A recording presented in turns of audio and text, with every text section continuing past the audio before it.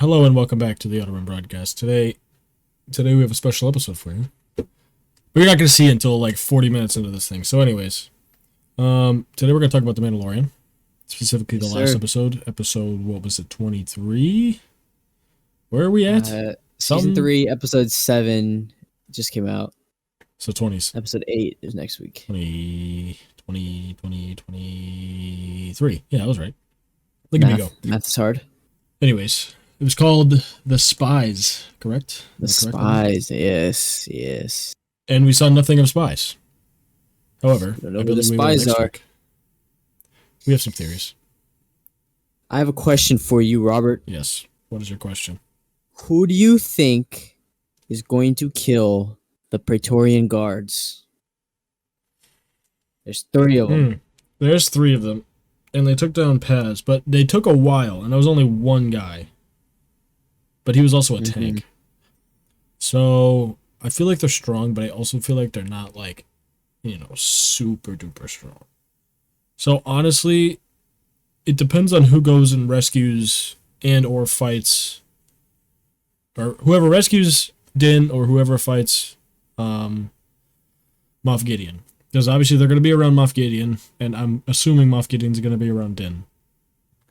So whether that be Bo-Katan and Grogu, or it be the whole clan, I feel like it couldn't be the whole clan. I feel like it's going to have to be, like, I don't know, maybe a couple people. Like, if it were Mandalorians, I would say Bo-Katan, the head chick, and then the side chick. If it were just Grogu just popping off, he would solo all 3. Low-key. Well, I have a theory for you. What is your theory? What may defeat the Praetorian Guards might be the 3 baby bird things. Yes, the little dragons. Yeah, the little dragon dudes they took. And how many are there of them? 3. Coincidence? Maybe, maybe not. I was seeing some discussions on Twitter. People were saying, they could come back for this because there's literally 3 of them, and they could just swallow the guards, and that would solve the problem. But realistically, it's probably going to be like Grogu or something. That's my thing. I think it's going to be Grogu, Bo, and Din all take one. I think that could work. I don't know though, because here's my thing. The dragon things, we saw them come back, but it's only been a month or so. Probably since I've gotten those, and even then, they had to transport them from whatever planet they were on to Navarro, and then from Navarro, I'm assuming if they moved everything, I'm assuming they're on the, the big Corvette ship that they got. So then, I don't know. I feel like they could be too young still, but I don't know. Yeah, a lot would have to happen for them to be the ones, but it's just something to think about. It just could be funny. It could be, or having them come back. Yeah, or they come in next season, which is cool. It is a possibility. And they're grown and they're just riding them. That could be though. That or they just train them real fast and just fast growers. There's so much pretty big though as babies. They are already, but they can swallow the guards easy. They can, but they're not self-sufficient yet. Yeah, no, they're just kind of there, existing. There's so much little things. Like I'm wondering if we're gonna see, the ex-Imperial officer lady, like Moff Gideon's officer. I'm wondering if we'll see him again, or her again, and if her only purpose this season was to melt the brain of the doctor, then Dr. Pershing. The title was The Spies, plural. Well, I think she definitely is a spy. She absolutely is a spy. Or whatever you want to call her. Yeah, no. That's true. I didn't realize that. There's her. Who do you think the other spy is? Or other spies? Well, we talk about this a little bit later with our guest speaker, but I definitely think the armorer is a spy. She's a little fishy. She's acting a little suspicious. She's definitely a little fishy. I saw somebody say that she was Bo-Katan's spy spying on the dude who she took the leadership back from. That the armor is spying on him because he's Gideon's spy. But I don't see that theory. Yeah, it's a wild. It's a little far-fetched. I was like, it's a little wild theory. I'm like, I think they were kind of joking. It was on Twitter. They were like kind of joking, but I was like, all right, you're going a little off the rails here. I don't think there's like a double spy conspiracy thing going on, but there's definitely somebody in the clan that is a spy for Gideon because he knows way too much. We know that. Elia Kane is her name, the officer, Gideon's officer. Oh, yep, that's right. I can't remember all the names of those Axe Woves is the name of the Mandalorian who she won her leadership back from. For some reason I kept thinking his name was Ajax. I think I call him Ajax later. I think you're thinking of Deadpool. Yeah, maybe. But him, I actually really like Axe Woves. His actor is really good and his voice is great. His accent is fantastic. There's something about it. It is. It's great. He just, carries himself pretty cool. But I don't think he's a spy. I really don't. Cuz he was one of like Bo-Katan's like right-hand, people before when she was, the leader. Her and the other one, what was her name? The other leader, Costco Reeves. Name. Her. The wrestler in real life, just WWE wrestler. Mm-hmm. But her and him, they were Bo-Katan's right hand men, Right. So I don't think he's a spy. And I don't think so either. I don't, and he still honors the code and everything. So he was still there when the trap happened. Like he was a part of the fight. He was just in the back and he got out. And they got him out to go get help. But the armorer, on the other hand, she dipped out, left them with no transportation. No transportation. And left before the trap ever happened. Cinematically, I'd like to look at like how they try to foreshadow this thing. The scene itself, you see her flying the injured up through the clouds, but they pan back to her, and it's just her face. And she looks tense.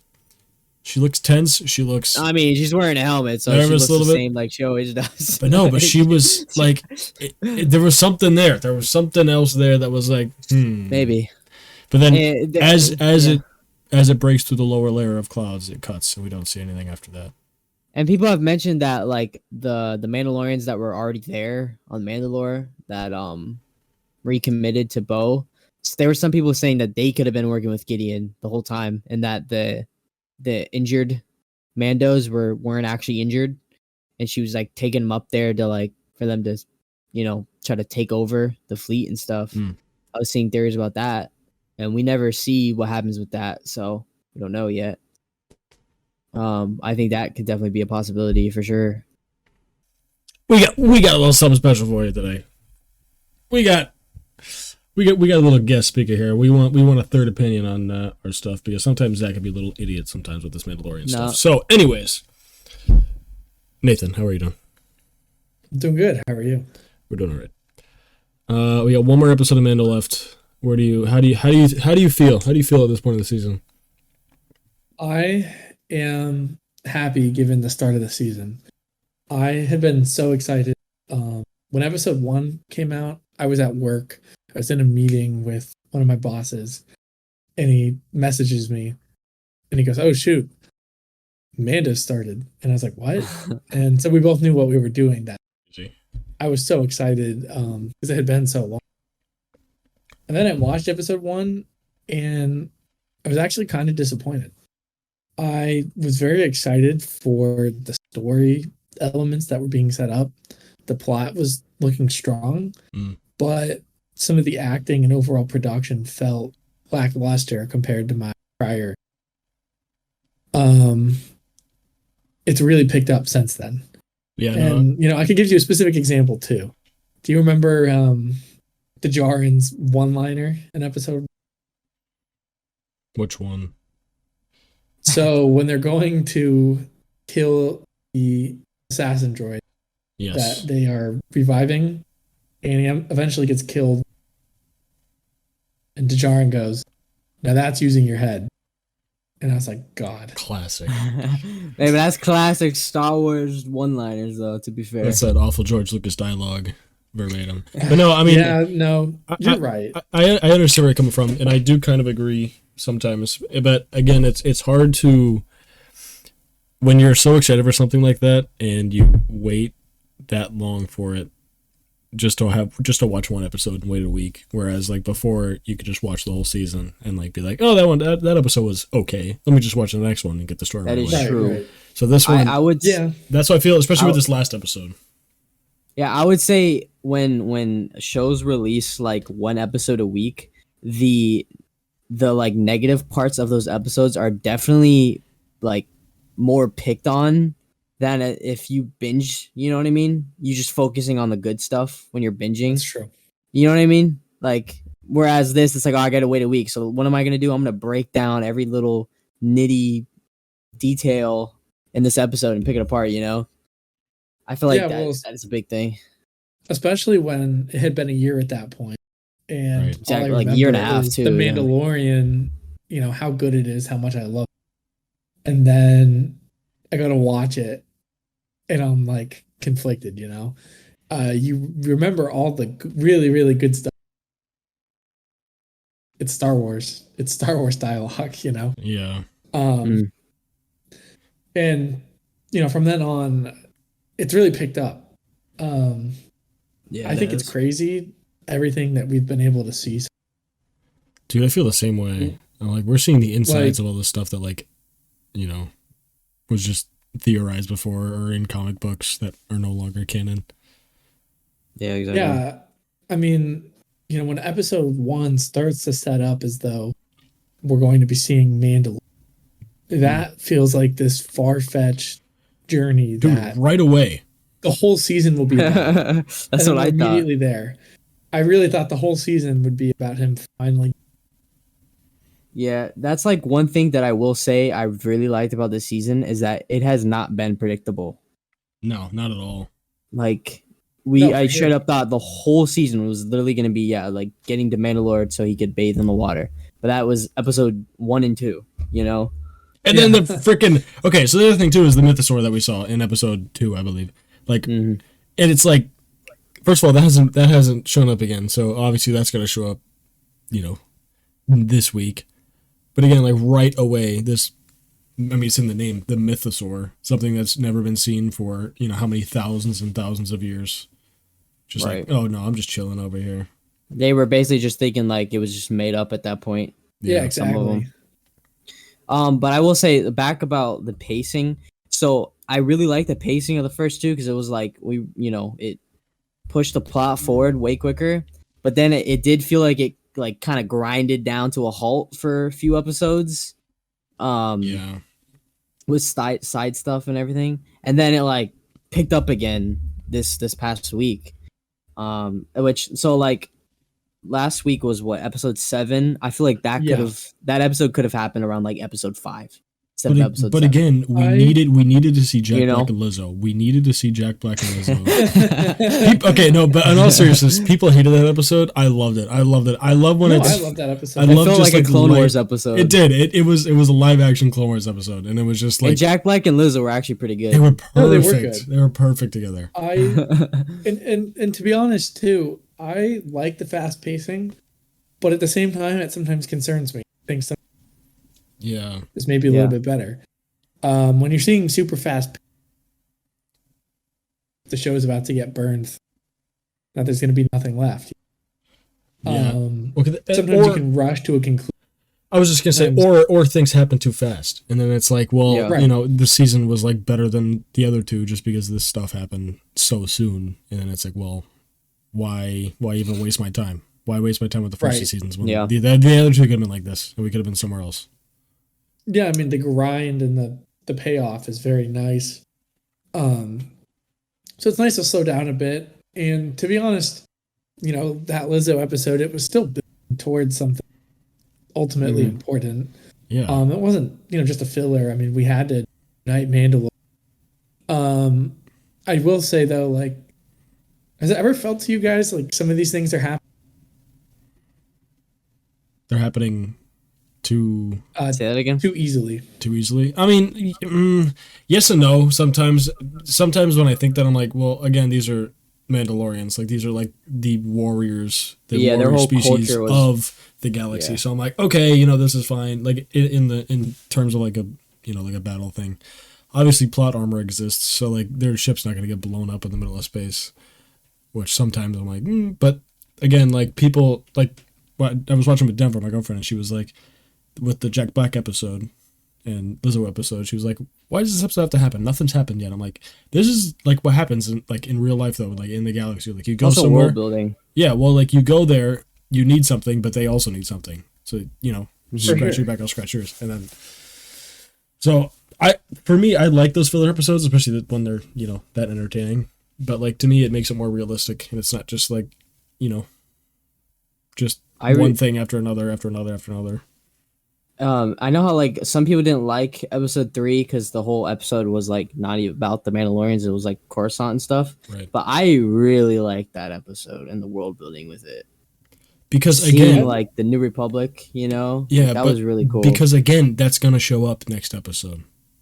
Oh, it's already is. Yeah, it's basically already showing up, and we know why they like fried his brain too, because he didn't want anybody knowing about what he was doing for Gideon and stuff. Right. And then like the Shadow Council, dude, that was really cool. Okay, real quick on that, one of the guys there is in real life General Hux's brother, and he's playing played his father. as his father. I know, I saw that. I'm like, there's no way. It's great. And then the other guy that was there that was like saying about Thrawn and stuff, that guy is from the Heir to the Empire books. He's Thrawn's like right hand man basay. And he was I think they mentioned him in Rebels at one point. He was one of the rich guys, right? The old rich guy. I think it was. He was he was the guy that kept saying about Thrawn's gonna come and blah blah blah. Yeah. He was that guy. Yeah. I forget his name. Yeah. Yeah, so to go back to the too easy part, right? I totally understand for the combat. I think the combat reasonably grindy all. Yeah. More so for me is like the social dynamic elements. Uniting Mandalore, very easy. Built it up to be this very difficult. Been very little conflict. Yeah, I mean, my thing is though, like Mandalore was abandoned. There was nobody on it. I mean, obviously we found that to be false. However, there's always, as Darth Maul said, that there's always a greater plan in the galaxy, and I feel like obviously Mandalorians were just to take back the planet. They want it solely because it's theirs, quote unquote. But the Empire's there. But you know, it's their home. Yeah, but like again, the Empire's there just for the money. So it's not like, I don't know. They're not like super concerned with giving Mandalore back to the Mandalorians because they hate them. They just want them to not get in the way. Well, and Beskar is like the greatest like metal you can have. You know, expensive. And that's why I can't help but call the Empire stupid. I don't know if you caught or not, but when Moff Gideon was flexing on his new what do you call them? Stormtroopers. Like the jet troopers with the Mandalorian armor. You're right. Their armor is only a Beskar alloy. Yeah, not even like the pure thing. They have literally the source of Beskar. Well, Still Best can't do it. the Beskar by the time of Clone Wars was a pretty scarce commodity. That's why, like in Clone Wars, you see Mandalorians getting like one shot. It's because like Beskar has been running out from over mining for years and years and years and years and years. So by this time, it's still pretty hard to come by. That's why like there's very few, like the amount of Beskar that Din has, clans in Clone Wars would kill for. You know, that's super hard to come by, and he has like pure Beskar. So I don't know how much Beskar the Empire is able to mine right now. I'm sure it's not, a crazy amount. But again, in order to So that's why. build and manufacture that amount of armor and that amount of inventory, you would still need quite a bit, and especially for his Yeah, exactly. especially for his Phase 3 Dark Trooper armor, which by the way was kind of freaking sick. Or phase 2, 1, 2, I forget the phases, but there was another comic that had like the different phases of Dark Troopers. Anyways, his armor obviously has more. I mean, he has to. So either his is pure. Either his is pure or his is, 90-10 or Sure. something. The troopers definitely, it's like Beskar mixed with some other metals. Yeah. Like Yeah, how the Mandos they used to called do it in an Clone alloy. Wars. But Right. they would have been better off if they had less troopers, but in pure Beskar. You would you think. saw like when the Mandalorians encountered relative. But again, you have to take into account like the timing of this. So the enlistment bill, I guess this is after the fact. So the Empire is like still in shambles, and it doesn't have many people to, rely on. So the talent isn't all there. So even if you put a man in like pure Beskar, a Mandalorian's still gonna easily get around him. Mandalorians are still better fighters, regardless. No, of course, but like And there are armors still were weak being spots. pierced. Yeah. Yeah. It Well, is something to the think about, troopers though. were taking multiple hits. Some of them. They So, were, but it was it wasn't nothing like- compared to the Mandalorians are, which No. just really shows the significant difference between pure Beskar and a Beskar. Right. Yeah, I'm sure you're well aware, well talked. Mm. The Empire is ultimately a portrayal of. Have you seen the show Hunters? No. It's No. it's on Amazon. No, I haven't. So the show Hunters, and it's about these real life people. They're Jews in America.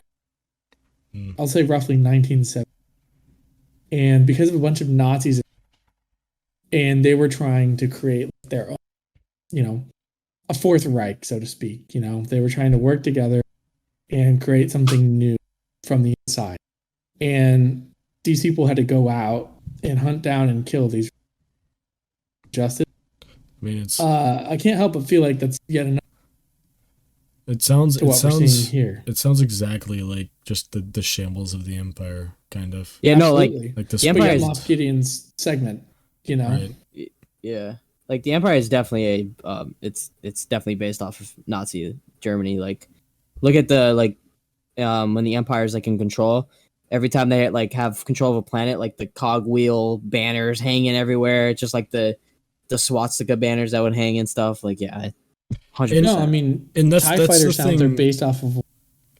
Yeah, I was just gonna say Yeah. but George Lucas originally made the Empire to be that, like, base it off Mhm. of, that power, and he wanted it to resemble that. So like this after the fact thing, I don't know.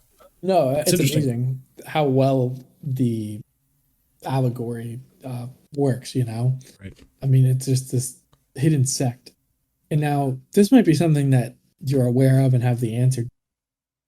Awesome. I'd love to hear it. But, obviously we've seen the last three movies, the last trilogy, right? Yeah. And the head of the First Order it's not Moff Gideon. It's not any of these other people. I want to know, where does Snoke come into play? And what happens to this sect? Are they ultimately the ones who are they defeated? I don't think so. The one I don't think problem, so. the one problem with the sequels and Snoke specifically is that there's not like a definite answer still. However, what we've At least in terms of where he's come from. So, from what I understand, from what I would like, I guess, is what I mean to say. What I would like is that I would like for these new shows coming out to start to explain this, and I think they are. I think they're starting to, like, just all of the similes we see with the First Order and the Empire kind of like blending into each other and becoming one another. I think what Snoke is a failed clone of Palpatine, controlled. Yeah, they said that in by Rise of Skywalker. Did they though? They used it like explicitly. Yeah. And Yes. the ring was like how we controlled him. I don't know how he controlled him, but he said sure? they said that he was a failed clone of Palpatine. Yeah. Really? And You Rey's sure? father was also a Palpatine clone. That I knew, but I don't remember that. They said Rise of Snoke was a Skywalker. clone of Palpatine. Yeah. Oh, There you go. I don't remember that being in the Rise of Skywalker. But Gideon, I do not think that Gideon his research is making Snoke.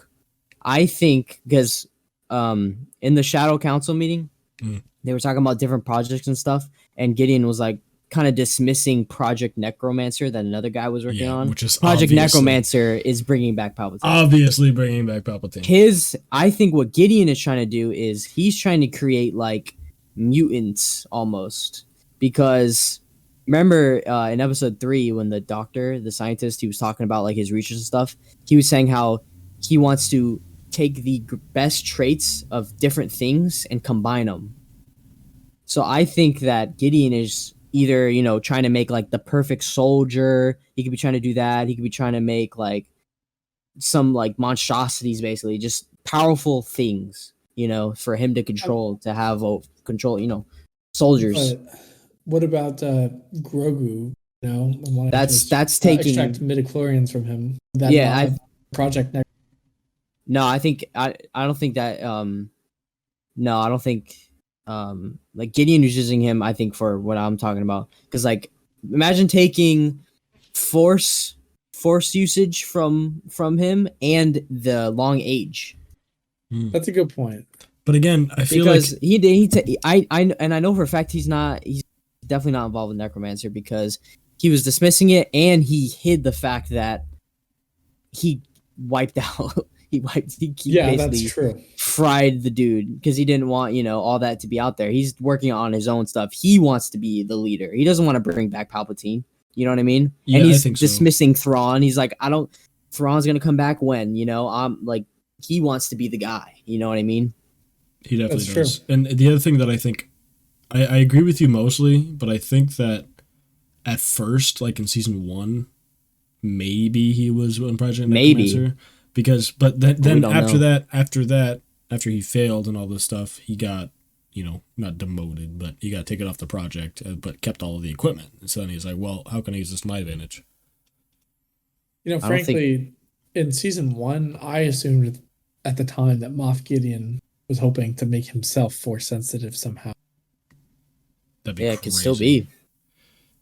And now he's making himself Mandalorian, basically, like, Yeah, I mean, he sees walks something around, powerful and wants right. to have it. If you can't beat him, join him. Mm-hmm. Yeah, I mean, he walks around, with a cape and everything. Looks the closest to be at the time. He looked the closest to be actually. No, and I think we just uncovered that he's a poser. He's just a wannabe.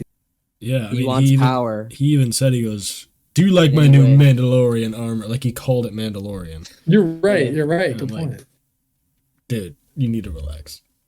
And he lost his mustache. R.I.P. R.I.P. the mustache. R.I.P. He shaved it. Hey, man.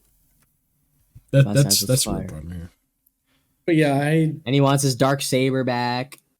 Stupid. And all this, it was not a surprise to me at all when Djarin said that he doesn't care about the dark saber. That his people don't care about the dark saber. You could tell this whole time that he really about having it. It was not some important. And that's why it was so heavy to him. That's why he couldn't use it, because he was like, "Well, I don't care." It means nothing to him, and also that's why, like, when he brought it back, the armor and stuff, like, they weren't bowing down to him and everything. Like they don't care about that stuff because they follow the old ways. The old ways Exactly. didn't care. But before that, he still respects it because he realizes like the importance. It's a great of it. weapon. He realizes the importance of it, and it's still like, I mean, obviously he is. It's he historic, is and you don't want others to have it that aren't Mandalorian. Yeah, exactly. And it's just like they respect it in a sense that a previous ruler was a Jedi who used it, you know. Whereas like the other Mandalorians, like the Bo-Katan, her side, they like you if you're gonna rule, you have to use kind of a thing, you know. You know what's interesting is Bo-Katan was also not the most proficient with using. It's also rust. You know, she hasn't used it in a while, but I mean, she was pretty good. She's had it before, but it wasn't official. Like it wasn't rightfully hers. It was given to her, and so I mean, it's like a curse or whatever you want to call it, which is how she lost it. And I'm glad that's how they explained it. I'm glad they explained it the way they did, and they finally gave us an answer.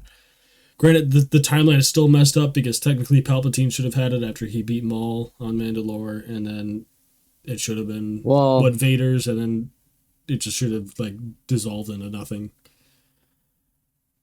If you think about it, it's because they Bo-Katan's side they just don't even like see Maul as worthy. I see, you know, I see. They kind of dismiss that because that's what like when they were at the dinner and they were talking about how like she was saying how like division between themselves is really what caused their downfall. That all goes back to Clone Wars with the Maul side and everything like that, and Death Watch exactly. So, you know, they're trying to just unite finally, and that's how we found out that that's how she lost the Darksaber was because she turned herself in and like was gonna surrender, and then he betrayed her. Yeah. So, you know, so we were talking about that tweet. I don't remember who made it, but essentially how the final episode is very surprisingly sad. Right? Oh yeah, yep, I did see that. And we were speculating on what this means because the person saying it was sad was the body double for Din, yeah. So, I had dismissed the idea that Din could die, in part because it's called The Mandalorian. We know that we're getting a season 4. How could we have an entire other season of The Mandalorian without the?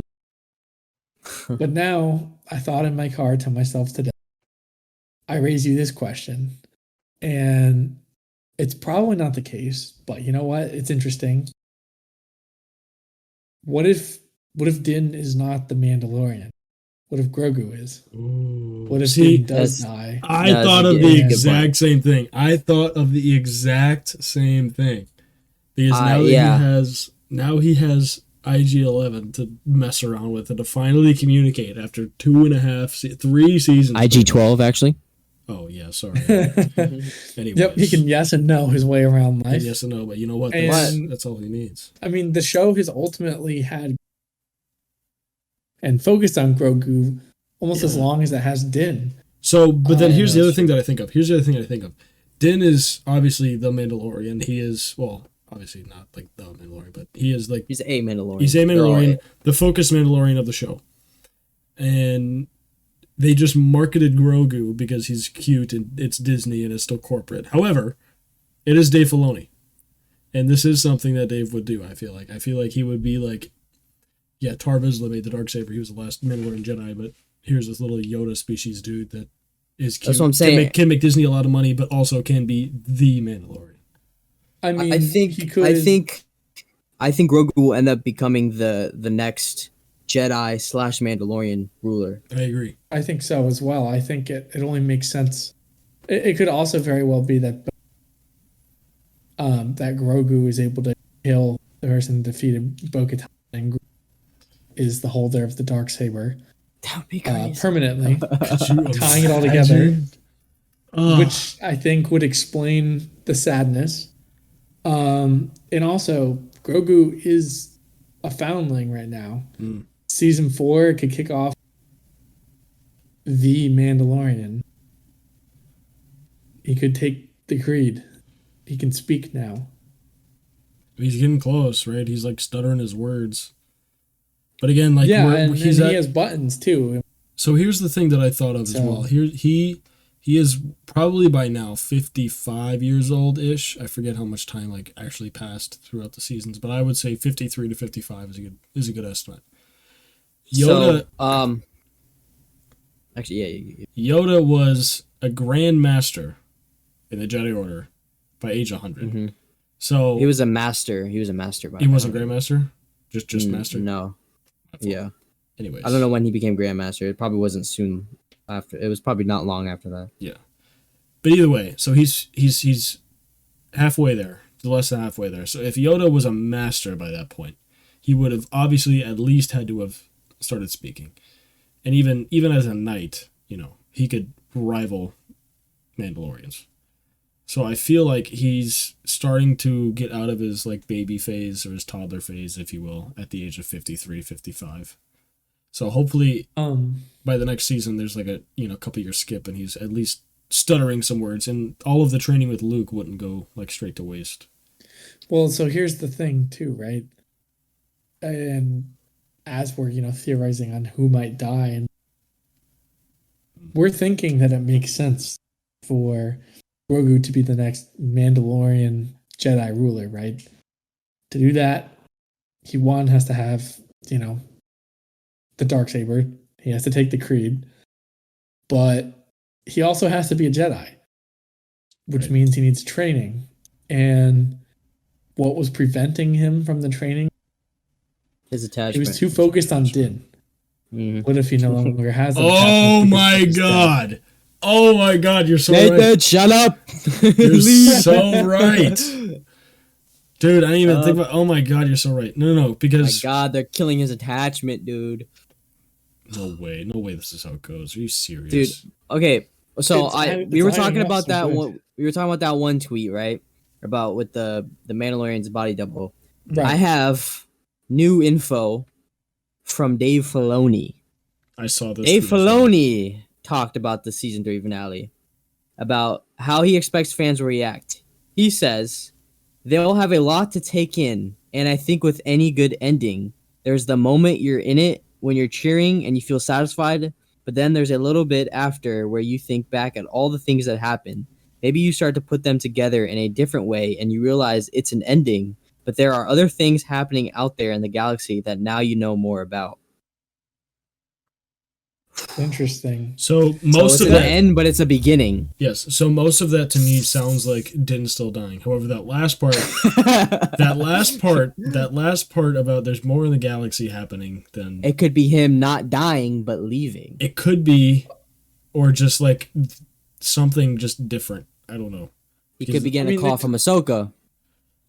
They talk about the end. At the end of the episode, we're going to be. I don't think Mandalorian's winning either way. I'm not going to be. Just saying. Again, they have to because of the plot armor in season 4 coming out, and they have to make money. We know they win, but I'm just saying, like, I'm not going to. It's who we lose along the way. Right, exactly. Like, I don't think Din dying could be overpowered. No, I for me to cheer. I think it's. See, that's the other part of it that makes me think it's something else. That like, I'm obviously not gonna be happy that he dies. Right. But yeah, no, that makes it sound like it's something else to me as well. So then here's the other thing. Here's the other thing that I see on Twitter is that people are a little fishy, a little suspicious about the armorer. Because she left. She left. Could be the spy. I think so. She left to go take away like the injured Mandalorians back to the thing. The ship broke through the clouds and then it cut out. We saw nothing else after that. Mm-hmm. I was worried about that. And what Zach said earlier is he said that she wears the same kind of like horned helmet that Maul did in Clone Wars. Not quite the same. Not to that. Which Gideon also. Which Gideon also has on his head. The horns were a big like think of like the Mythosaur for the Mandalorians, how like what that means to them. That's kind of like what the horns almost were for the Maul Mandalorians. They all had that on their helmets to signify who their allegiances were. So the armorer could be I forget her name, but it's this character from Clone Wars season 7 during all that. And she doesn't die, and I don't think we ever find out what happened to her. People are thinking that she is the armorer, which therefore her allegiances would be to Maul and his side, and that line of like Darksaber, you know. Yeah. So her and Gideon was a big player in Mandalore because he was the ISB agent in involved with Mandalorian stuff. So he could be, maybe to load them all. I don't know. I think Gideon wears the horns because he thinks they look cool, and he's, that's how he is. But I think the armor could definitely be a Maul. I mean, she seemed a person. bit more interested in the Darksaber than Din did. Yeah, she kind of grabbed it and stuff. Yeah, she was like, "Do you have the Darksaber?" So I mean, but again, she's also the carrier of all the knowledge of like the old Mandalore and like the ways and everything. Like and like everybody else learns from her. But also, yeah. I mean, like some of the mistakes she's made has been, bad. But also, they literally got land from Navarro, and they could have been fine right there. But then she said it's time to go take Mandalore, and then she has Bo bring all the rest of the Mandos together, so that they all go to Mandalore together, and then they're all in a trap together. But she's not. She dips out right before. I mean, coincidence? Maybe. The majority of the Mandalorians are in space, though. They're not all. Well, yeah, but the important ones went down, Yeah, that's true. I mean, the one with the Darksaber is the one who went down. What'd you say? Bo's brother's still alive, so I feel like Bo's brother. He would probably carry the torch from there. What are you talking about, Bo's brother? Her wife. Is that not her brother? No. Are you talking about Ajax? The guy that she had to fight because he wanted to challenge. That's not her brother. That was just referred to him as brother. Because they're Mandalorians. That's how they refer to each other. It's not her brother. I don't think I've caught any of them call each other brother. You're talking about from season 2. That they call each other that. That's not. He's not. He's not a. He's not about this season. Yeah, no, he's not. He's not her brother. Huh. But yeah, no, that's why the two main like culprits that people are thinking of is him and the armor, because they both leave beforehand. But he did was in the fight, and he had to dip to go get help. So I don't think it was him. If I had to the armor straight up avoided it completely. If I had to bet, it would be her. It would be the armor. And I didn't think about that theory of her being one of like the I forget her name, man. I don't know if she had a name, dude. She did. If I'm thinking of the same one, I don't know if she did. She had I think bluish hair. Sabine? Just kidding. No. But also I kept thinking, because you know how they were showing the ship going through the clouds? I kept waiting for a shot for them to get through the clouds and then see the fleet getting attacked. I kept waiting for that. That was going to happen as well. I thought for sure that's what was coming. That's what I thought the bombers were all about too. I mean, I guess they still were, but they left. That was going to be happening. The bombers and the interceptors got deployed after that she left, if I'm not mistaken. Right? Yeah. So she would have made it back if she wasn't the spy. I found the name of the lady. Her name was Recast. She had bluish, purplish hair. Recast. Look up Recast. Yeah, you'll know. Robert, you'll know who it is. I mean, I can see her in my head because I've watched season 7 about freaking 40,000 times.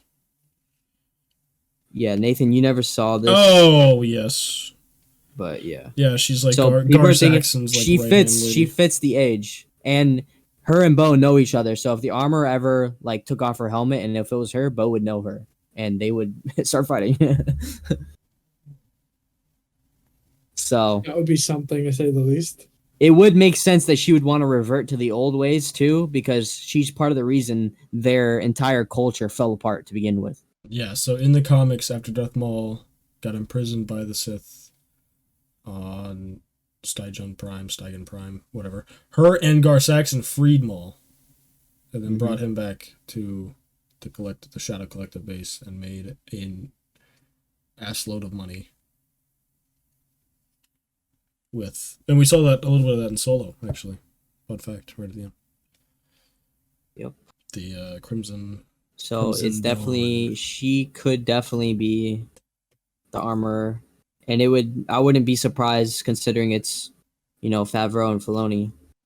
He knows how to pull the strings. But yeah, I'm I don't- looking forward. So I don't know if we'll find out yet. We might find out that she's the spy, but I don't think we'll find out her identity. If we find out she's the spy next episode, I guarantee you, her helmet comes off.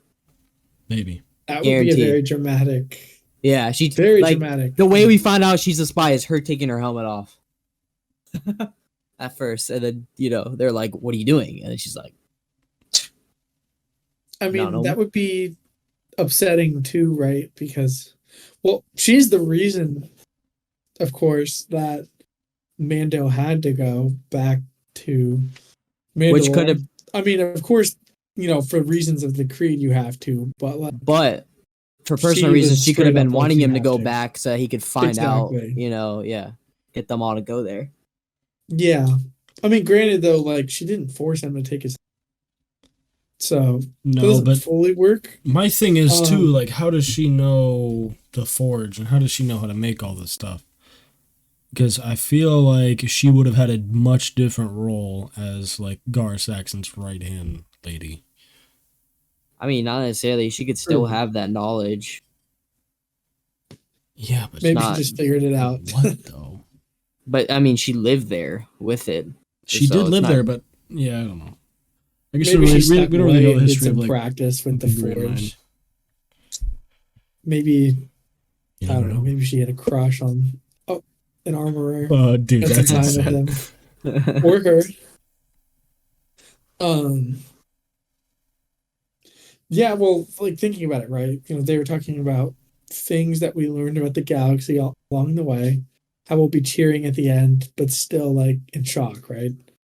I think that lines up, right? Because that's what got us onto Mandalore in the first place, is the situation with the armorer, Din having to go be redeemed, this whole thing, right? Yeah. And in that way, we kind of learned a lot about the galaxy by everybody ending up back on Mandalore. We'll be cheering for victory, but shocked at the reveal. I think there's potential. So then here's my question too. Yeah. Here's my question too. She volunteered, which is not normal for. Does Gideon also die? Is that part of the victory? Is that part of the cheering, or does he flee again and just I feel like it has to be part of the cheering. Well, it fits in line with it's an end but a beginning. It's the end of could be the end of Din's journey as the central Mandalorian, and now it's the beginning of Grogu being the central Mandalorian, Yeah. And it's you're happy that he's going to be ushering in this new era of Mandalorians and maybe a prosperous, new age on Mandalore again, but sad of what is being left behind, Yeah, that's true. I mean, we learned a lot through Din's eyes and stuff, and we're very attached to him, and I love Pedro Pascal. Yeah, it could very much be that. And it's definitely element. And it wouldn't be unexpected for Pedro to be leaving the show because of how much he has going on and stuff, That's true as well. And we know nothing about Mandalore and stuff from the sequel trilogy. We have no info on it. So they could go anywhere. From what I understand, though, season written may not necessarily have anything to do with Pedro busy, but I guess he would have known that he was busy. So scratch what I said. Yeah, I really do think no matter what way you think about it, it's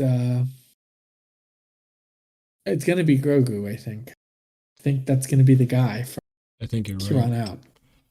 I think you're right. And I mean, It only makes sense. so my other thing too is if there's gonna be cheering, like just a straight death isn't gonna be enough for most people to catch. Like, oh, Grogu's gonna be the Mandalorian now. It'll be a I think a there's big gonna have to hero be death. it's gonna be hero Someone death, will have but to there's die also that he gets the Darksaber. there's also gonna Has to be be obvious. there's also gonna be a scene where like Grogu gets indoctrinated into whatever clan and whatever like creed he takes. There, I feel like there has to be a scene that like an obvious He distinction chooses. that he is the Mandalore now, like he is the one instead of Din. I feel like Oh there my has to be a God, present thing. For that to happen, I think it would require him to get the Darksaber. That's just the most obvious sign. Yeah, Um, the Darksaber matters a lot to Bo-Katan's side, and he's grown up and been raised in the more traditional side. He could walk both ways in that way. Plus, everybody's seen his face because he hasn't been able to take the creed yet. I think that's the way it's going to be obvious. And to be honest, too, like Bo-Katan, she was like this mysterious figure in some earlier in the series. And then we got to see her some, and then she was a side character, so on and so forth. But then we get to this season, then all of a sudden she's here a lot, all the Yeah, time. And now we have like an emotional. She's really shown up this season as like kind of a. So I think it's appropriate that she dies. Yeah, I definitely can see her or Din dying, like them two or both. Oh, yeah, true. No, I was that's the thinking other of a thing. situation. That's the other thing too. Is if Grogu has to end up with the Darksaber, Bo-Katan has to lose it, and either that's by death Right. or by yielding. And to me, there's not a whole She's not lot. gonna yield. There's not. No, exactly. She's already done it once. She's not going to do it again. She's going to die for people like she's going to have a heroic death. But then my thing is too, like, there's not much more room for her to, have any more character development. She's already been, the whole Clone Wars thing, retaking Mandalore that time, failing, the Rebels part, failing again, and then this whole part, she'll finally get her redemption and take it back, and then that'll be. Yeah. You want to hear something crazy? Let's hear it. Let's hear it. So, Satine's death caused division. Oh God, don't remind me. Bo-Katan's death can unify them all. See, I now can that- definitely see it. that is It'd be crazy. poetic. It can be very poetic. It will be poetic, but like I could see a situation where Gideon kills Din, and then Bo is trying to, avenge him, gets herself killed in the process, and then Gideon has the Darksaber, and then Grogu defeats him, Yeah, that avenging would be, them both and getting the Darksaber. I could see that. Or I could I see think that's it cool. as being that. I could see it being Bo-Katan gets killed by Gideon. Hmm. Din tries to come and fight Gideon, who is now holding the Darksaber. And Din, it's a back and forth. About to be. And then from the side, Grogu comes in and kills. Yeah. I think that's most likely what we're going to. I just don't think they're going to kill Din. I think Bo-Katan makes perfect sense. I think We're gonna you're right. almost lose Actually, Din, I think and then I think Grogu's going to be savior. that's a good point. I think they can do it to where they both live, and yet still he becomes Yeah, for sure. Mandalore. I think Bo-Katan's going to die though. I mean, I you know do how in think so many movies and TV shows a character gets to a point like this is kind of the point where I ought to die. It's like so symbolic. I've accomplished everything. I mean, Right. Bo-Katan is about at that point. As it was said just a little bit ago, like she's kind of reached, a near peak of her character. Right. And I think she'd almost be best going off as a martyr and setting things straight, it would and be kind of allow poetic. the new era. Clone Wars and stuff. And especially, I didn't even realize like the parallelism that could happen with Satine Mm-hmm. like that. No, I do not. That'd be awesome though. God, I'm gonna cry. Yeah, I'll tell you I'm what, looking forward. This is gonna be an episode. Is it gonna be normal length? Do you know? It's probably gonna be like longish. I saw another tweet from a very unreliable source, so keep that in account. That it was from a source that like never ever leaked or like never had any information on like episode length, but they said 38 minutes, and I don't think it's true. I think it's way too 38 short. minutes. I think that's way too terrible. short. Again, not reliable source whatsoever, so I'm not trusting it. However, that is the number that I have seen. That is the only number that I have seen. No, there's no way. I agree. I think it's going to be like an hour. I think it has to be. For all of this to happen, it has to be an hour. It ended on Din just getting captured and then them just escaping. So now they have to recoup, they have to remake a plan, and, there has to be a cinematic fight for 15 minutes. Yeah, I mean, it could just be that Bo-Katan goes on a mission to go save Din. Yeah. She fails. Grogu comes and saves the day. Yeah. Let's pretend that Grogu is, the savior and he wins the Darksaber. I think that's what kind of what we're thinking, right? Yeah. Let's try to make our prediction on how Grogu actually defeats, presumably, Gideon. It'll be with the Force. It's a Force choke. It's a Force choke for sure. He's gonna. Yeah, The Force choke is too Sith. But he doesn't know that though. He doesn't know. And yeah, he's used it before on what's her name? Luke straight up crushed the robot. Yeah, but that's also a robot. that move was also banned by the Jedi Order because it uses so much hatred. Anyways, not that matters anymore because they're freaking gone. But no, I think it's going to be a Force choke of some kind, or he's going to like throw him off a cliff or something. I feel like it's going to be hilarious and violent, and I'm here for it. Force choke is powerful, right? It would be pretty lame if like Grogu just drops. Yeah. No, imagine an even bigger bust, a really really big bust falls on Gideon, and then we just like to end how we started with. That's really using your head. Yeah, that's insane. And then you hear yes, yes, yes, and then just like a sitcom like applause. Yeah, like a Disney Channel like curtain close. Yeah. It turns into a musical. They take off their helmets and start dancing. And we see I'm Pedro Pascal, and you're watching Disney Channel. Yeah, you get one of those George Lopez. Lowrider starts playing. Well, yeah, I'm looking forward to this next episode. It's gonna be good, hopefully. Thanks for coming on, Nathan. Of course. Guest to talk about Mandalorian. You offered. I know you've been into it. You offered a lot of stuff that I was like actually had no idea about.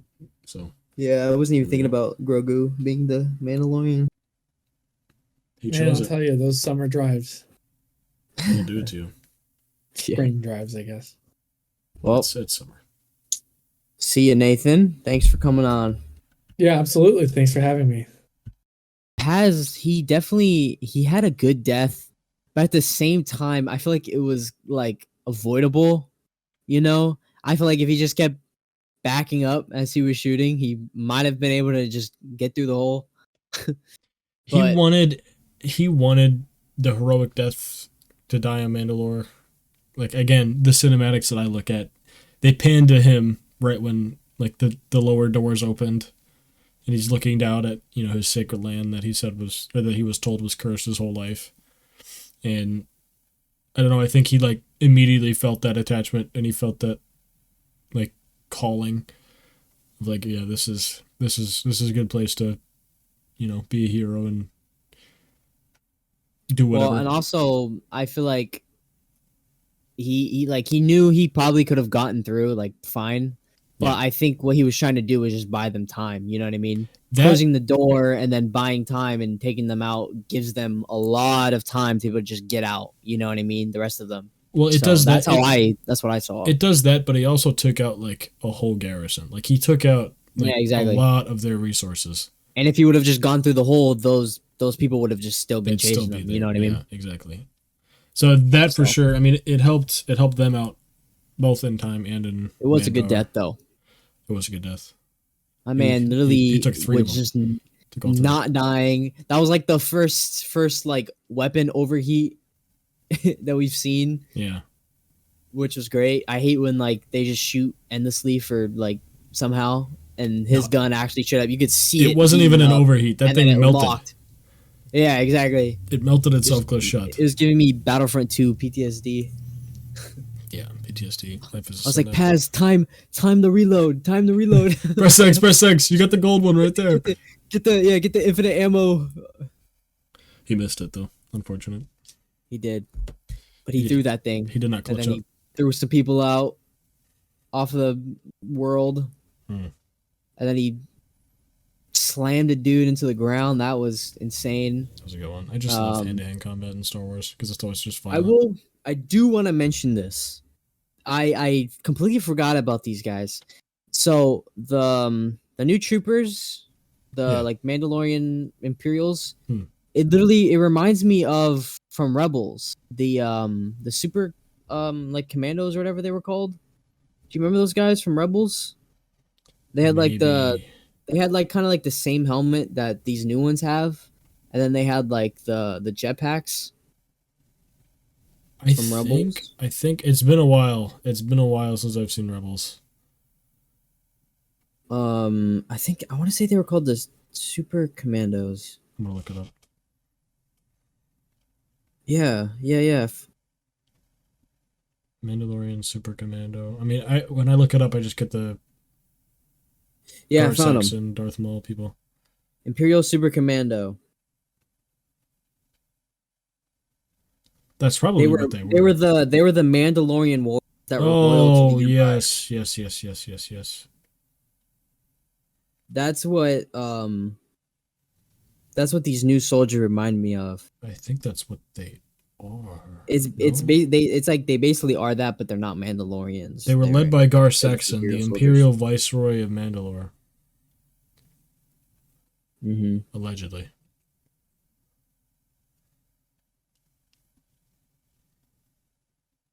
Interesting. But their headquarters was on Mandalore.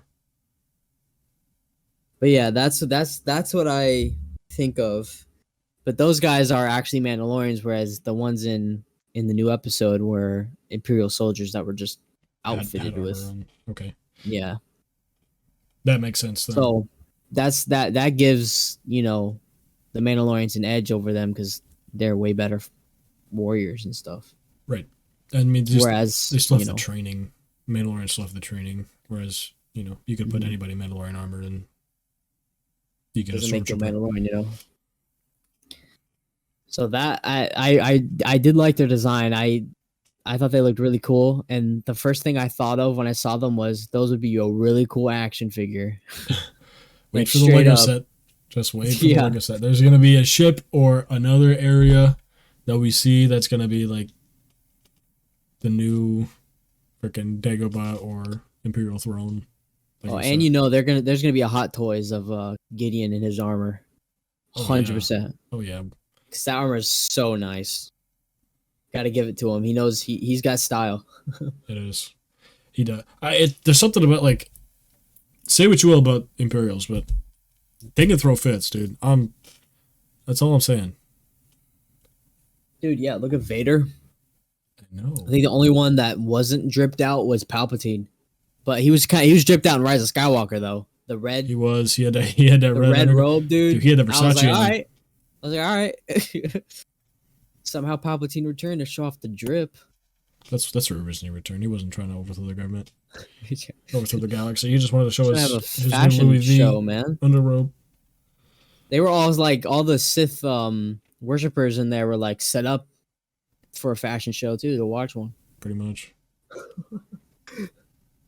But yeah, I thought those guys were really, really cool. They took a few hits, but they were definitely easier. They were easier to take down than the other Mandalorians because the purity and whatnot. Well, they don't have the skills of the Mandalorians. And exactly, they don't have the skills to shape them as good, and also they probably have to dilute it with other metals and stuff because they don't have enough. So do you think that the Mythosaur is going to show up next episode? I think In it's any way, I not think- just like to fight, like just in any way. I think it is. I think it's the right time to bring him out. I think it's the right time for. I think now though it has to be Bo-Katan, right? She has to be the one because Din's locked up. Well, he didn't even know about it. No, Only he doesn't. her in the armor. He doesn't. Only her in the armor. No. So then that's my thing again. Is like why, if the armor is a spy.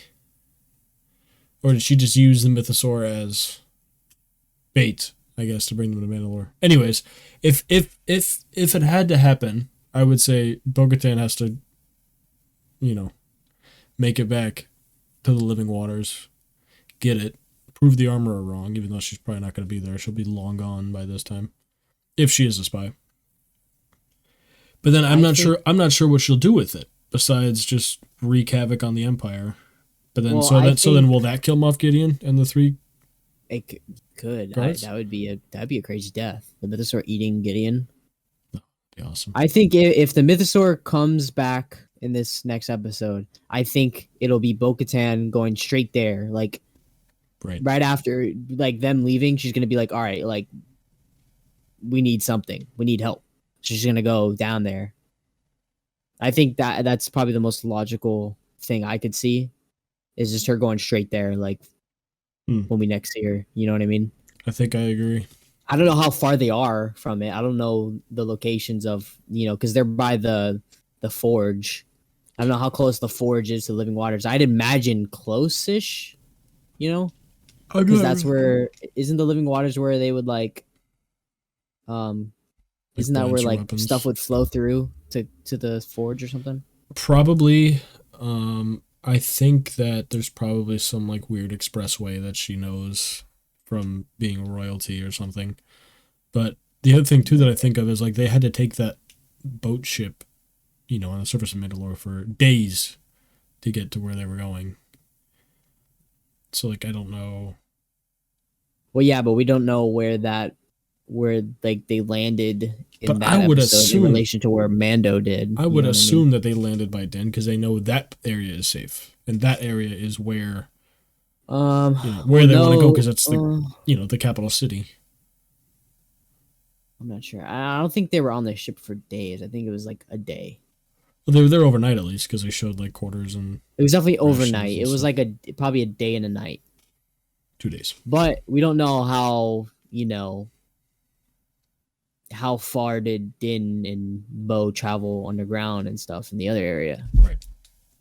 And the people that were escorting them were like, oh, we can take you straight to there. Like maybe they just knew like a back way, you know what I mean? Instead of having to go through all the other stuff that they had to go through. Right. So, I mean, I would imagine it's close-ish. Like they wouldn't have to hop in and find another ship thing. And I don't think they'd have to do all that. I don't know. I feel like they would though. But I don't feel like it would be continuous enough. I don't think so. But plus, they don't have another one, so I don't think so. If they did, it's not near them. True. So they have to be closest. Like just for the sake of the story, it would just, you know what I mean. Having to travel again, it would slow the plot down too much, and it's a finale. You know what I mean. Right. But also, maybe the Mythosaur senses, what's going on or something and breaks out himself. You know what I mean? Comes out himself to help instead of having to be forced into it. You know what I mean? I don't know how the Mythosaur is like, because I know there's like some creatures, their connection to the Force, they can kind of sense like evil and they can they'll like help sometimes. Right. I don't know how the Mythosaur is with that. I would assume it would be pretty upset with the Empire, though, just because it's his home, too, Yeah. It's hard to say. I didn't even think about the It's Mythosaur just- coming back. It's just that there's a lot of... We don't know a lot about Mythosaurs because, they were literally legends. Yeah. And the only time we did see them was like in callbacks in comic books that, again, I think are no longer canon. Mm-hmm. So, even the Mandalorians don't know much about the Mythosaur really, except for that, one of their, Mandalore the Great rode one. And that was pretty much it. Yep. And half of them thought it was just, a fairy tale. Like Bo definitely thought it was a fairy tale for sure. Yeah. That's why she didn't believe in all the like following the old ways and everything. That's why she became more open to it after she saw the Mythosaur. Right. She was like, "Yo, like, okay, I guess it's a little bit of truth in what these guys speak." Yeah, exactly. I think. I don't know. I don't think they would make such a revealing thing. Just kind of be it, I don't think the only reason that they would introduce that is for the armor to use it as bait to bring them back to Mandalore. I think that he would have to, I assume, the Mythosaur would have to make another appearance somehow. Well, I mean, it could also have just been a part of just Bo-Katan's acceptance of the old ways and stuff, just using that as a launching point for her. You know what I mean? I guess we don't always need to have that come back and save the day and stuff, I guess. But again, I feel like it's could be cool. I feel like it's too big of a thing. Like if it was something else, like some like painting or something, or not. I mean, that's just a random example, but like some other Mandalorian artifact. You know what I mean? Like some other Mythosaur. Listen. Anyways, but no, you know what I mean though, because it's like some other Mandalorian artifact that was legend. I definitely, I agree. I definitely expect it to come back. I just feel like I it's also too could big. see how it could possibly not, and I would still be fine with it. Oh, I'd be fine either way, absolutely. But I feel like it's too big of a reveal for them not to do it again. Yeah, it's like a crazy bombshell. Like I was not expecting that when that happened. And it would also make a good Lego set. So Disney liking marketing, I'm just saying. Like I was thinking in the back of my head during the episode, like, yo, like that'd be kind of crazy if we saw Mythosaur. That would never happen though. And then boom, that would never happen. Like, that's crazy. Famous last I was like, and I legitimately thought Din got yanked down there by him, but he didn't. He just straight up fell. Are you sure though? Yeah, 100%. I mean, his armor's heavy, but not like that heavy. Yeah, it's that heavy, 100%. And he didn't have his jetpack. And do we even know if Din knows how to swim?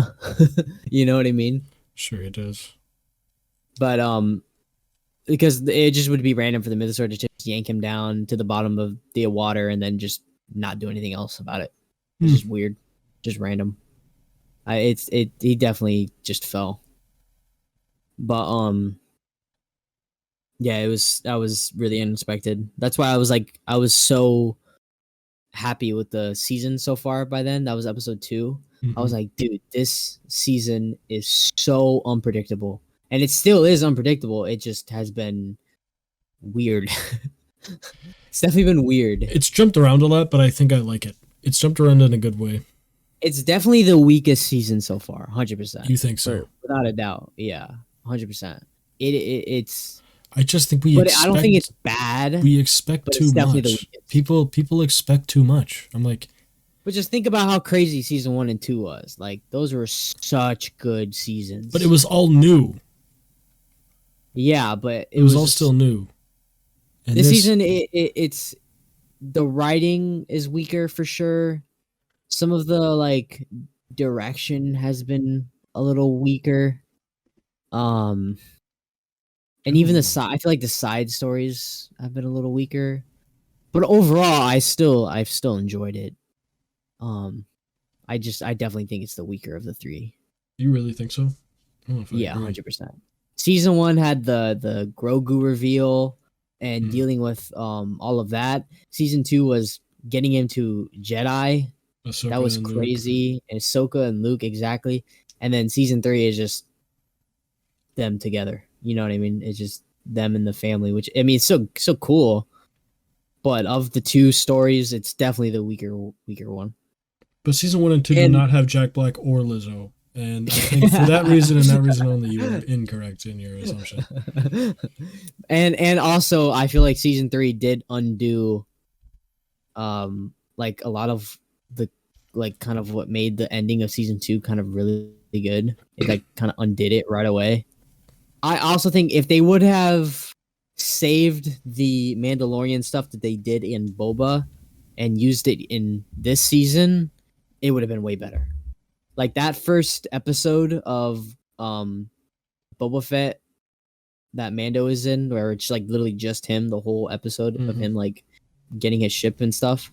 Yeah. If that was like the season premiere of season 3, that would have been fantastic. Dude, I always forget that's Boba in that. Dude, that would have been, dude, that was such a good episode. It should have been in The Mandalorian. I think that was where this season kind of takes a hit, is a lot of big stuff happened in somebody else's show for no reason. Other, like they could have had Mando help Boba without having to shove his story into it. You know what I mean? Yeah. Like Grogu coming back in Boba is definitely a miss. That should never have happened in there, because they never say, hey, you're going to need to watch Boba Fett to continue the show. You know what I mean? So the people who didn't watch Boba Fett because they didn't think they needed to, which is valid. Right. They came into season 3 like, yo, what? Hold up. He's got a new ship. 1 and 2. Grogu's back? Like what? Like it's definitely that's what drags this season down 100%. 100%. It's just weird. It is a bad decision. I guess. But again, I think you have to look at like the business side of it is they wanted to draw viewers into Boba. You have to look at the Disney side of it, and the business side of it. They make the show to make money. First of all, second of all, what makes money? Grogu and Mando at the moment. So they're gonna try to rope him into everything he can in the correct time period. I'm gonna backtrack what I said. They didn't even like it wasn't even to draw viewers to Boba Fett, because they never marketed Mando in Boba Fett at all for any trailers. It was really just Boba Fett. No, they didn't. You're right. It just popped up like, boom, here's a Mandalorian only episode. And then the next episode was, boom, here's Grogu and Luke and Ahsoka and Mando and Grogu training as a Jedi. This is crazy. And then here's Boba Fett for 5 minutes. But then again, you have to think about it's just so weird. Listen, and Cad Bane. Don't forget about Cad Bane. And Cad Bane. But Cad Bane, that's fine. He's a Boba Fett guy. But again, what you just said before was, all these people not watching Boba Fett because they didn't think they had to. They hear that Mando's in the episode, Grogu's episode. Now they have to go back and watch the whole season. Now they get more viewers that way. So I mean, either way, he's in it. From a creative decision, it's stupid, and I know for a fact Jon Favreau and Dave Filoni were not involved in that decision. Possibly. And I will say, if your show is reliant on another show's success, yeah, you shouldn't be making the show. No, I agree with that. You should not be making the show. Boba and Fett I don't think Boba Fett he didn't need the Mandalorian success. He didn't need it. But they used it for no reason. And it both shows suffer from it. Boba Fett suffers from it because in the last 3 episodes, he's in 1 episode. And Mandalorian suffers from it because you have like probably the most important part of the entire show happening in another show. You know what I mean? Right. Am I crazy? I in the moment I was like, yeah, this is awesome, because I'm just watching it and I'm not thinking about the casual viewer. Right. The casual viewer is like, what the heck is going on, dude? So that's the thing. I talked to my uncle and like some of his friends about it too, and they're like, oh, I like to watch it. I like to watch Mandalorian because it's it's Star Wars. It's like its own thing. It's Star Wars. That was the appeal. But it's their era of Star Wars, and it's like an old Western movie. So of course, you're gonna like it. So like this 3rd season, I kind of agree. We love it. We, from that. As people that like the story, like the whole story of Star Wars, we like the story, and we like the interaction between Bo-Katan and all of these other people. The Darksaber. Yeah, the whole lore of the Darksaber and everything. But these people come in and they're like, what is They were here for a buddy movie of, Grogu and Mando. That was the whole deal. A Western Star Wars movie. It's definitely strayed from that. And that's where this season takes a big hit. That's why I say it's the weakest season. With all of this coming into play, it makes it the weakest season, and it it makes people not want to be as invested into it, because like I've seen all over social media, people are like they're just completely lost at this point, and they're just watching it because of Pedro Pascal and Grogu, you know, and that sucks that has been taken from them. You know what I mean? Because it's It like they have no does. idea what's going on. But again, when you think about that side too, and you think about ways to fix it, the only way to fix it is to put characters that they would know in there, and those characters are much too big. Those are the Lukes, those are the the Leias, and Yeah, like Luke's fine because it's like Han everybody knows who and Luke Chewie, Skywalker is. and yeah. But again, he is at this point rebuilding or attempting to rebuild his new Jedi Order, or just being a hermit away in wherever the hell planet that was. But you know what I mean though, because like they're making it for both. They're trying to at least the last 2 seasons. They were. I can't really speak for were. this third one. But again, Jack Black and Lizzo. Everybody knows who those are. That's just an entertaining show. That was the best decision they made. My problem. So them two were great in it, right? But my problem is when Star Wars begins to be filled with these, very famous people. It takes away from the like fantastical appeal of it. You know what I mean? Like the wonder. Because Yes you're like, and no, though. Not so much. you know what I'm saying? Not That's so why much George for Lucas me. never really used huge, big name actors in his stuff, because, as opposed to at the time, Alec Guinness was a big name, but that was it. Oh, and Christopher Lee. And Christopher, Christopher, that was the prequels, but you know what I mean. You know what I mean? When you like, because you're in this world, this different world away from real life, and then you got Jack Black and Lizzo showing up, and you're like, wait, what? It's random. I don't think it was bad in this case, but when it becomes too much, like because we also got the doctor from Doc Brown. I forget his real name. Yeah, he was in it too. He was good too. Like all 3 of them, they were good in what they did. But like, if they would have done that every episode this season, it would have been awful. Having a big name, you know what I'm saying? I agree if they did it too much, but I think this was like a perfect amount. I'm all for like those weird cameos because it made a filler episode like that enjoyable. It made it a little bit less lighter hearted and stuff. But it also made it more of like a derailment from the main plot. Almost, a little bit, but that episode was going to be that anyways. You know what I mean? Which it didn't need to be, and that's the main issue. I still enjoyed it, but it didn't need to do that. They could have just gone to the Mandos, and we could have just kicked this thing off. We could have had episode 7. They do need the filler episodes. They do need the filler episodes because that's how that's how the galaxy works. That's how the galaxy works. Episodes, man. Listen. Calm down. If it was like a 20 episode thing, I'd be like, all right, but no. That's how the galaxy works. It's you go somewhere, you need a favor done, they need a favor done. You do each other's favors. That's just how the world and the galaxy works.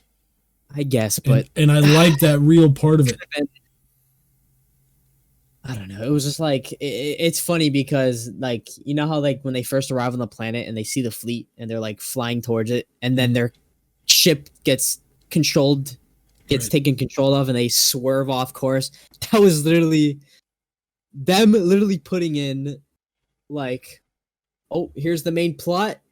Boop, let's swerve to a side story, like literally within the actual show. But again, they were breaking the law. They didn't have clearance to land over there. They got dragged away. This is the real galaxy. You cannot just fly wherever you want it. Over there. I forgot. It is a democracy. It was against the law. But Count Dooku's name being dropped was really good. And by Doc Brown of all people.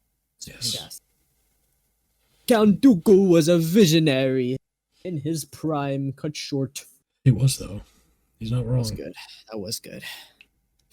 But yeah, back to what I was saying before though. Like, yeah, that's why I say season 3 is definitely the weaker.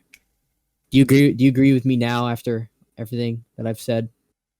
A little bit. I don't really like look at them as weaker or stronger. To be honest, I just look at them as their own. It's definitely weaker. I just look at their own like separate stories inside of them. I don't know. It's hard. Plot wise, I would say it's like the other plots were definitely more interesting. But again, I'm not saying this one's They bad. had the bigger cameos, and we're not done yet. Everything's gonna wrap around. We're gonna get freaking the Millennium Falcon flies in on the last episode, saves the day again. That shot was one in a million. Let's go. You know what I mean? It's just Lando gonna be Calrissian. Lando's. Yeah, it's just gonna be like the cover of one of the freaking. He's gonna gamble with Gideon for his suit of armor. Yeah, that's what you want. Crazy ass. Okay. Oh, this is reminding me of a topic I wanted to discuss with you. So this has been a very hot debate recently, and I want to jump into this. And I have a definitive side that I am on. So I wanted to get your take on this. So the debate is about whether or not they should be doing recasts or deepfakes. I just saw this tweet. My position on it is, yeah, the deepfakes were cool, but I definitely think they should start to look to recast some of these actors because you get way better performances and way better like emotion and connection when it's a real human doing it. When it's a deepfake, the nostalgia, it's cool, it's nostalgia, but the performance definitely lacks. The Boba Fett Luke was definitely cool and it was definitely very impressive technology, but you can still, it's not as powerful as if, they recast. And Mark Hamill himself has like given Sebastian Stan the go ahead to be Luke. And Harrison Ford doesn't care. And Lando, the actor for Lando, he's old, so yeah. And then Leia's Carrie Fisher's daughter is literally her, dude. Literally her, copy and paste. She can easily play Leia, and I think Carrie Fisher would have been all for it. And she's very passionate about Star Wars too, just like her mother was, So I think that they should definitely just look to recast now. The deepfakes have been done already, and I think it's the nostalgia cool has passed now, and I think they should definitely start to recast. You can bring Alden from Solo back because he was fantastic. Donald Glover as Lando, he can come back, he was fantastic. And then you can do Princess Leia as Carrie Fisher's daughter, and then Luke can be Sebastian Stan, or even the guy who was the body double for Mando and Boba. He looks exactly like Mark Hamill as well, and I think he does a good job as well. So that's my take on it. What's your take on it? My take. I'm pretty split here because on one end the nostalgia part is half of what makes it good, right? Because it's these characters, cool. It's these characters that we've loved and we've seen for how long, and it's when you think of them, and you're like, oh my God, they're that face. I mean, on any poster, on anything Star Wars, it's Mark Hamill's face, and it's Carrie Fisher's face, and it's Harrison Ford's face. But to me, Solo at first was a little odd, but then I wasn't so much looking at his face, and I was looking at his body language in terms of Alden, and it was like that was a great cast. Like he played him very well. He didn't look like him at all, but he did enough in my opinion. He played him fantastic. Well, wardrobe also, and Harrison Ford gave him props too. He thought he was good, body language wise, and attitude wise, and dialogue wise, and delivery wise. He was perfect. Everything but like his face was off. But like my thing with it too, I think they have to look. And they have to do extra makeup to make them look like Mark Hamill, Carrie Fisher, and stuff. So Carrie Fisher's daughter, obviously, she's already halfway there. Bloodline related. I'm all for that. I'm all for that. Yeah, she's straight up just literally her. The body double for Luke and Mando and Boba Fett, to me, didn't really... I would prefer Sebastian Stan. I would much prefer Sebastian Stan. He looks like young Mark Hamill. I saw a side-by-side of like him and Mark Hamill like on set. And it's like identical. And it's like, dude. They did like a hair dye on Sebastian Stan and obviously shaved him and everything. And I'm like, that. Oh, yeah, you talking about the body double? No, they photoshopped Sebastian Stan's face, but like didn't change the shape of his face at all. They just like I know what you're talking about. That was a weird photo.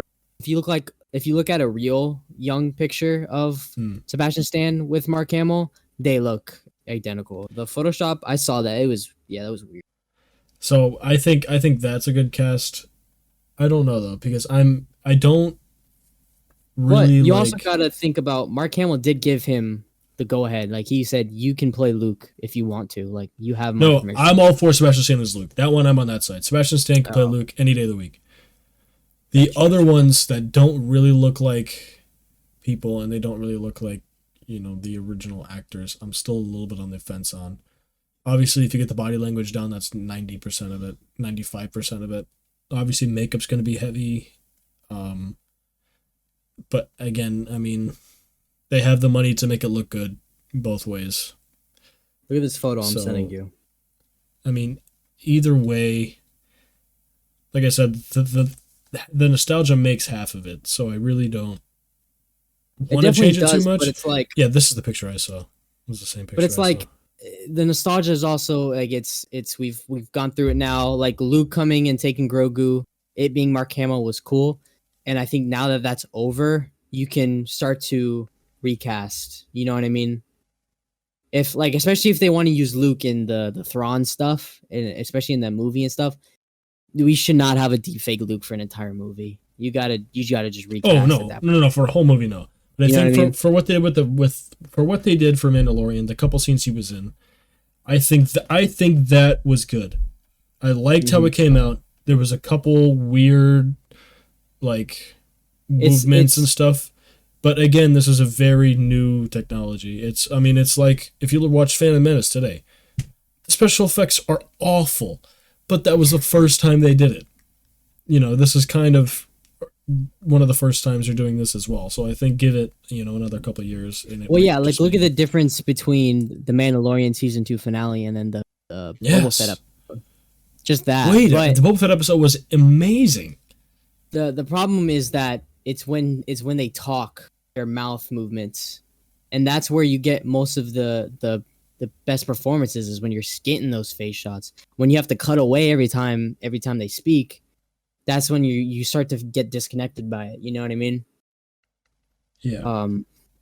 But to me, it's the fact that the original actors are saying it's okay is why I think they should. We shouldn't just stick around with the deepfakes just for nostalgia's sake.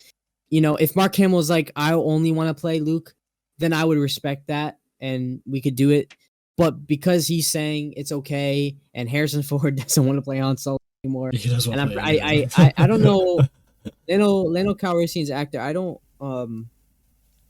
know what his take was on it. I don't know. I think he was okay with it because they got Donald Glover, and I think Donald Glover did a fine job too. But yeah, that's why I'm like. I'm definitely. I used to be like, no, don't recast. No, because I was just so into the nostalgia of it. But I think it's every time. Like, look at for example, we mentioned all these other ones, but Mon Mothma, fantastic recast. Look at that. That's a prime example of a perfect recast that has led to some great performances. Again, Genevieve O'Reilly as Mon Mothma. She looks identical to the original Mon Mothma, and the wig and the makeup and everything. So again, if they find those people and they find the people that can look like them, but more importantly get the body language down, then I think, and the voice articulations and stuff, then I'm all for it. But my thing is what George Lucas did in Phantom Menace, he did half as because he wanted all those things physically there, but he did half as a proof of concept for CGI. Making a full CGI character in a 2.5 hour movie, Jar Jar Binks, never ever was done before. And it looks a little funky, but again, now look where we are with what Marvel does all the time, like it's nobody's business. So I think if they keep doing the AI thing, or the deepfake facial thing, I think it can only get better. And I think at some point they're going to be able to get all of the articulation and everything. And in some random, I mean, people are always better because it's just real. It's not Exactly. fake. That's my take on it. But I think if there's no other like way, if they want, I don't know, I'm trying to see how to word this the right way, but if they want like a more identical, more exact, more precise, more accurate story, they would go with that. But otherwise, I think it would just be people.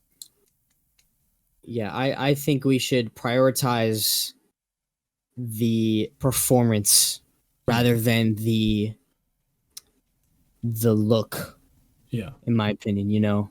I agree. Like if they the hardest one to nail will be, but I think Sebastian Stan can do it. And if not him, the other guy, I'm sure might be able to do it. But all the other ones have someone that can do it perfect. So that's why if it was a matter of who would do it and do we know if they could and blah blah blah, then I'd be like, maybe we shouldn't.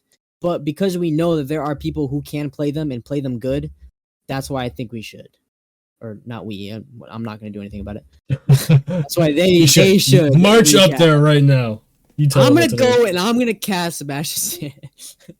But yeah, so that's my take. I see you seem to lean more towards recasting too. Is what I'm hearing. Yes, but I don't want to just ditch it. I don't want to ditch deepfakes because they're not as good. I think that George Lucas's whole thing, like I said before, he did the special effects because he wanted it to be better for the future. But he made a bunch of droid armies and stuff that was cool. It's just weird when it gets a little weird when the actor's also like dead and never gave permission to keep using their likeness and stuff. Like, I don't think Carrie Fisher ever said, They don't own the character.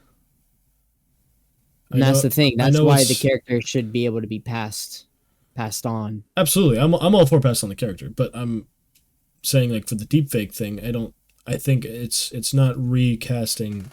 It's not remaking Carrie Fisher, it's remaking Princess Leia. It's not. I mean, it's a little bit of both. It is Carrie Fisher's face. It is a little bit. However, it's a little creepy. It's a little creepy. Yeah. But yeah, that's why, like, it would just be so cool, like, if we see all of the OGs back together, but in a new way, and you build on that and you keep it going, like. It's much better when a human is able to act and you get to connect with that emotion and that all that, it's a lot better than just being like, oh wow, that's Mark Hamill de-aged, like that's crazy. And then they talk and it's like, a bit of robotic. But yeah. No, I agree, because you have to let go, you have to move on, because attachment is not the way of the Jedi. Anyways. Let the past die. Yeah, so that's a very, very interesting debate that's been going on. Most people have been leaning towards recasting, though. Yeah. But I think it's a better future. But I'm all for I think it's definitely the way that they're gonna start to go for sure. This is the way. But if they don't if they recast Leia and they don't cast Carrie Fisher's daughter, I'm writing. I'm saying put the deepfake back. Oh yeah. Because, dude, it has to be the right actor. You can't just cast anybody. You can't just cast anybody to play. If you're gonna do it, you got to do it right, and you got to cast the right person. If you're not sure if it's gonna be the right person, then don't bother. Just do the deepfake. Yeah. But you got Carrie Fisher's daughter right there. And I'm all for reusing Alden as Han again, because he's fantastic. You've already made it. You've already done it. Don't change it again. No matter the faults of Solo, he was not one of the. That's for sure. I like Solo. I like Solo. People were just, I don't know. See, I almost looked at it as like a movie within a movie. Like it was a movie for the citizens of Star Wars. Fun movie, like the people in Star Wars. Because like obviously all the actors were different, and it made it feel like it was like a movie theater you would go see on Coruscant. You know what I mean? like a movie inside of a movie. It's got that kind of a feel, which I think is cool. It was a good movie. In freaking Darth Maul. Kind of sucks that people kind of were hating on that for no reason, but Again, because it came out after Rogue One, and everybody was like, "Yeah, again, you can't." people were hating on Rogue One too. But it People was. have started to realize that that's like the best Disney movie. It was. Disney Star Wars movie that's come out. It was Force Awakens, Rogue One, The Last Jedi, and then Solo. So I guess people were still salty about Last Jedi. It was still fresh. People were still like, no, I think Rogue One came out after Force Awakens, then The Last Jedi, and then Solo. That's exactly what I just said. Oh, my bad. But yeah, and because a lot of like some people's complaints with Rogue One was that why should I care about these people? Because then they they die. It was like that's kind of the point. Andor. Is it's these normal people doing a pretty big thing, and that's why Skeleton Crew is going to be kind of good. Kind of that same concept of these normal people in the Star Wars universe being forced into an adventure, Right. But and it gave context to why they were able to just destroy the Death Star so easily. Why they got the plans? A literal fault in it on purpose. You know what I mean? Like, God, such a good story. It's so good. Yeah. And then Andor provides even more context to that. And the callbacks that we just saw in Mando. Exactly. With Tarkin and what was his title? You mean, Bad Batch. Oh, Bad Batch. You're right. What was Krennic's title at this point? It wasn't. He was not director. He was like. I think they said director. General or something. I don't know. They said either. I think they said because director, admiral's above director, right? In Star Wars, pretty sure. I think he said director. Pretty sure it's Admiral, Great Admiral. I think he became director when Stardust project started up. He was the director. That makes sense. Makes sense to me, yeah. But I'm excited for next week of Mando, for sure. Hopefully it's not too sad. Hopefully it's more, fulfilling than sad. But I'm never opposed to a sad finale if it's done right. Doesn't always have to be stuff's got to happen. It doesn't always. If people are always surviving, then there's no point in caring. Right. Well, I think that's gonna do it for this episode of Outer Rim Broadcast. First episode with a guest speaker. We want to try to do a special Lego episode in the future at some point with a guest speaker. Coming up soon. That should be interesting. Possibly soon, possibly not, depending on some Lego releases. Yeah, we are still waiting. But next episode will be next weekend, and we will see you all there. Peace out. See you then.